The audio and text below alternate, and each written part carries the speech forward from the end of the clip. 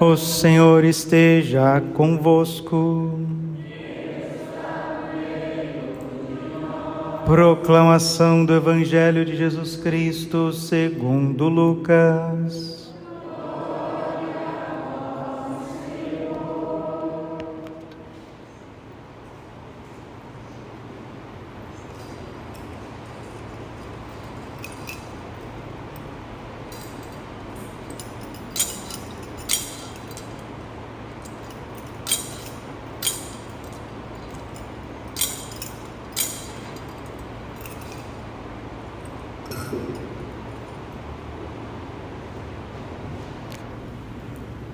Naquele tempo, quando Jesus se aproximou de Jerusalém e viu a cidade, começou a chorar e disse: Se tu também compreendesses hoje o que te pode trazer a paz. Agora, porém, isso está escondido aos teus olhos. Dias virão em que os inimigos farão trincheiras contra ti e te cercarão de todos os lados. Eles esmagarão a ti e teus filhos, e não deixarão em ti pedra sobre pedra, porque tu não reconheces o tempo em que foste visitada. Palavra da salvação. Ave Maria, cheia de graça, o Senhor é convosco. Bendita sois vós entre as mulheres, bendito é o fruto do vosso ventre, Jesus. Santa Maria, Mãe de Deus, rogai por nós, pecadores, agora e na hora de nossa morte. Amém. Vinde, Espírito Santo, vinde por meio da poderosa intercessão do Imaculado Coração de Maria, vossa amadíssima esposa. Podemos sentar um pouquinho. Jesus, manso e humilde de coração. No livro de Macabeus, primeiro livro de Macabeus, capítulo 2, versículo 27, 28, 29. Primeira leitura da Santa Missa de hoje, dia que nós celebramos a memória do quarto Papa da Igreja, o terceiro sucessor de São Pedro, São Clemente, bispo de Roma, papa e mártir. A liturgia nos diz assim: primeiro livro de Macabeus, capítulo 2, versículo 27, 28 e 29. O contexto nós ouvimos e sabemos.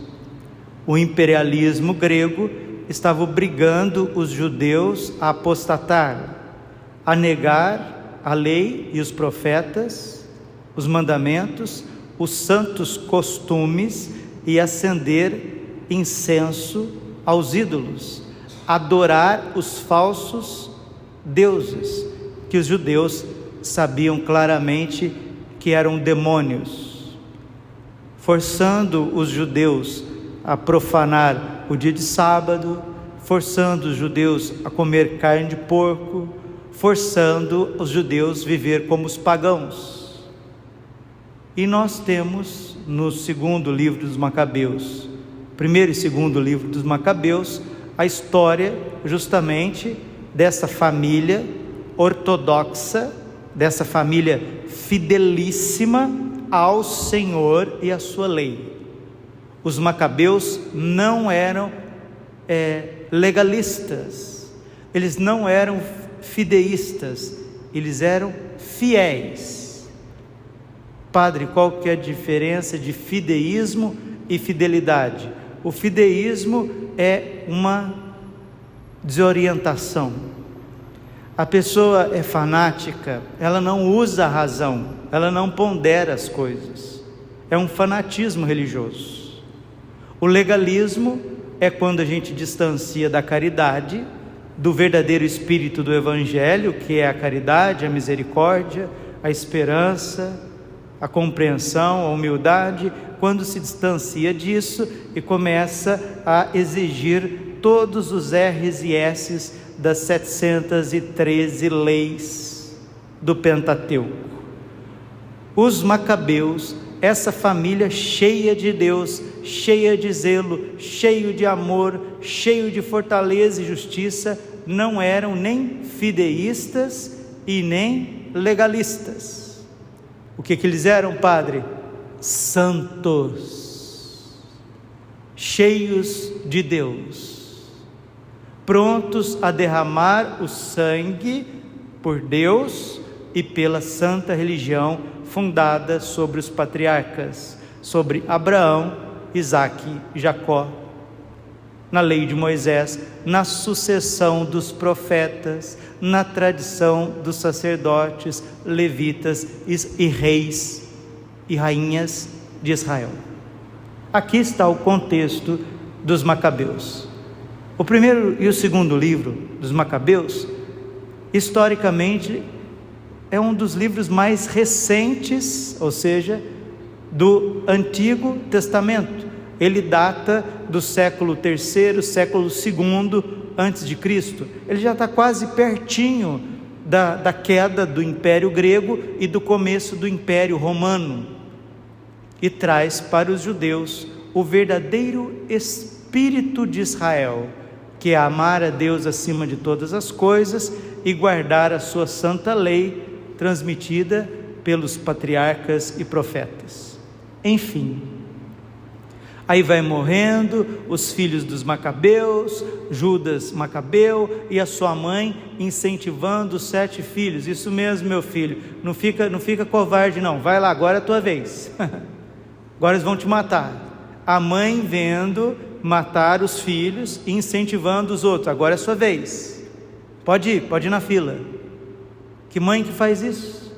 Só uma mulher que está cheia do Espírito Santo, porque no livro dos Macabeus traz também para a gente refletir, para a gente meditar, a recompensa da vida eterna.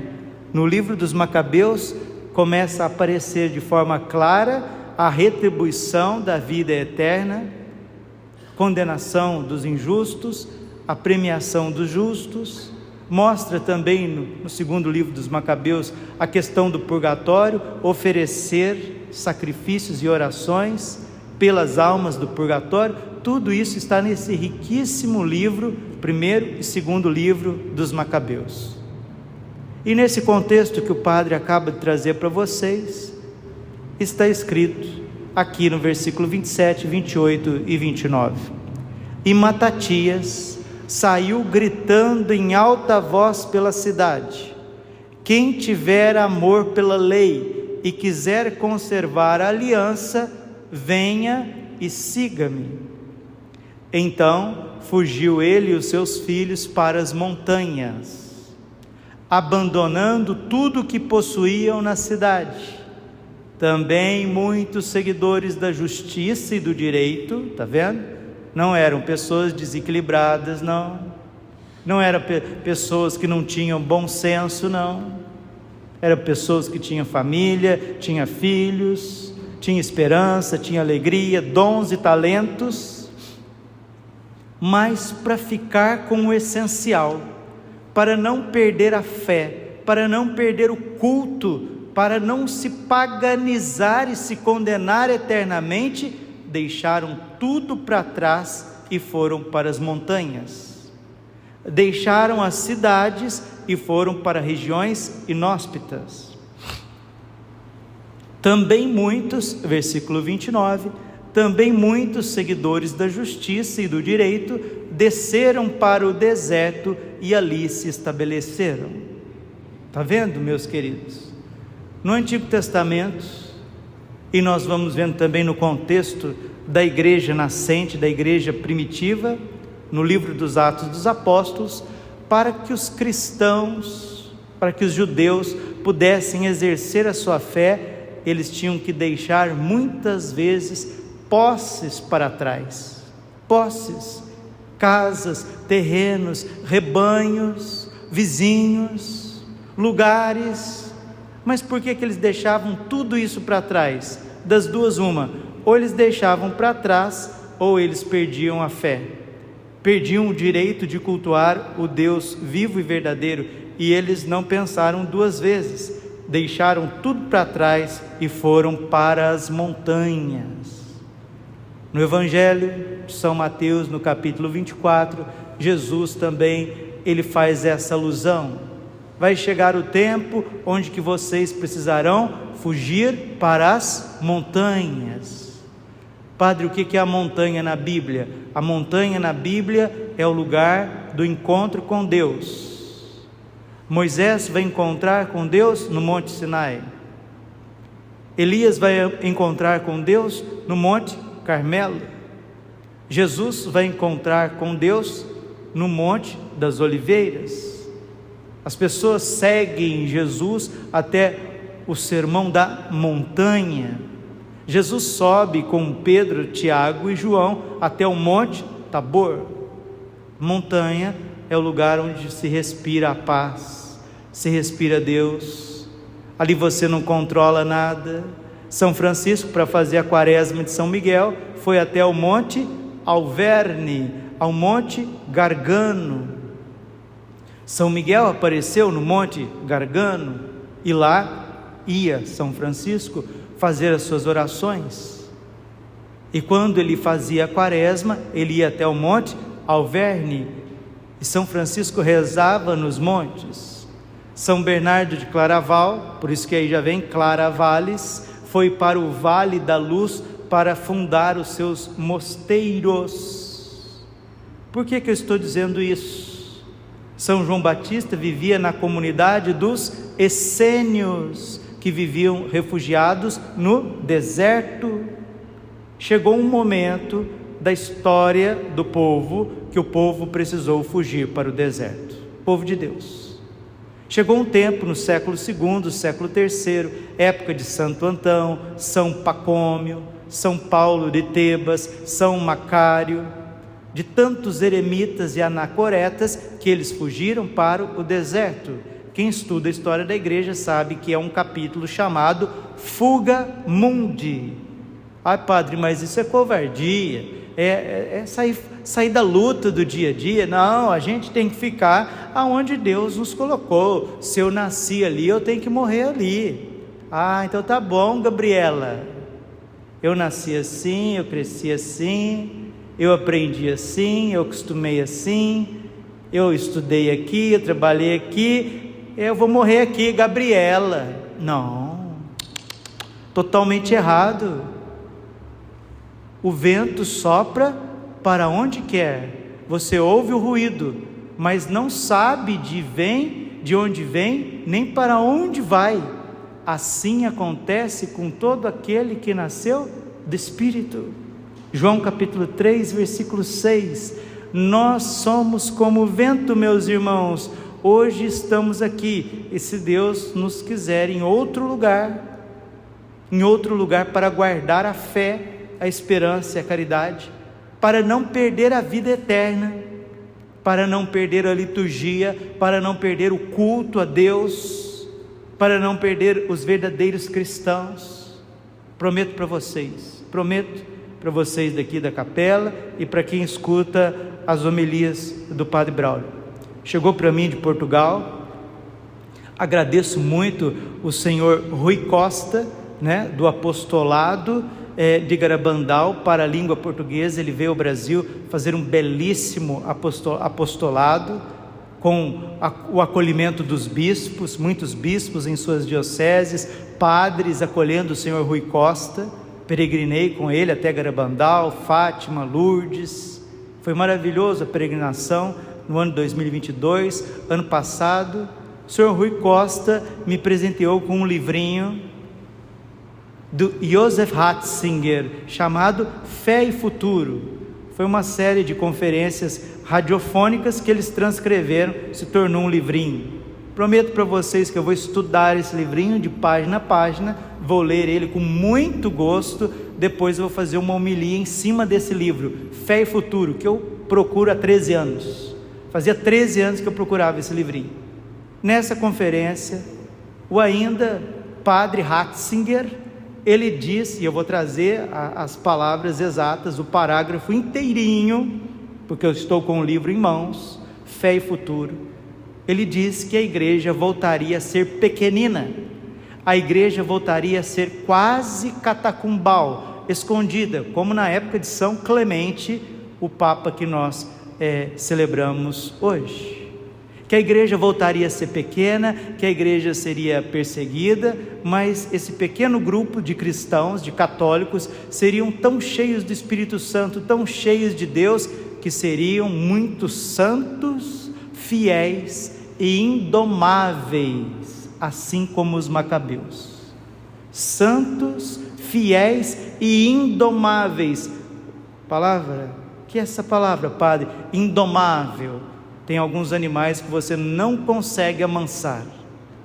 Tem alguns cavalos selvagens que você não consegue amansar. Nós cristãos temos que ser indomáveis em relação ao mundo. O mundo não pode nos adestrar. O mundo não pode nos amansar. Nós não podemos nos acostumar com o mundo. Romanos capítulo 12, versículo 1 e 2: não vos conformeis com este mundo, mas transformai-o pela renovação do vosso espírito, para que possas discernir o que é bom, o que é agradável, qual seja a vontade de Deus. Não vos conformeis com este mundo. Tem gente que está conformadinho com esse mundo. Se amanhã o anticristo aparecer, dizendo que vai ter que fazer um controle populacional, que vai ter que negar, que vai ter uma religião única, a pessoa vai negar facinho a Eucaristia, vai negar facinho os 7 sacramentos, os 10 mandamentos, porque ela está preocupada com o quê? Com a casa dela, ela está preocupada com a vidinha dela, com o costume dela. Ela está que nem um avestruz, né? Com a cabeça enterrada nesse mundo. Um cristão materialista que só pensa no seu bem-estar terreno. São esses que o anticristo vai marcar na mão e na testa.